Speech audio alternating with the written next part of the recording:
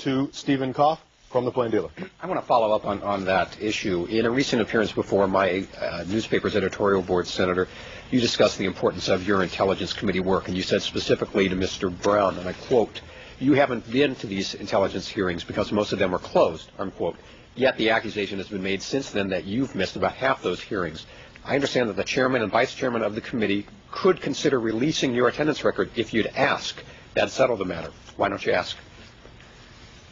Well, you never asked me that before, Steve. You and I've discussed this many times, and you didn't ask me that. So well, I understand. So we'll see. The point is that my work on the Intelligence Committee is not only going to the hearings that are public, it's going to private meetings, which are very important. I go out to the agencies. I get an Intelligence Committee briefing every single day. Talk about attendance. My opponent in this race has missed over 170 votes in the House of Representatives on things such as important as the Older Americans Act. So he has a very poor attendance record. In addition to that, he missed 92% of the hearings of his own committee that was looking at what's going on with Korea. That's a horrible, horrible record.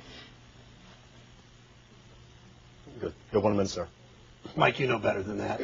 First of all, many of the votes I missed, of those votes you cite on the House floor, was because of an illness in my family, and many of those votes were because of a car accident that when I broke my back some 5 years ago. So you know better than to make a personal charge like that.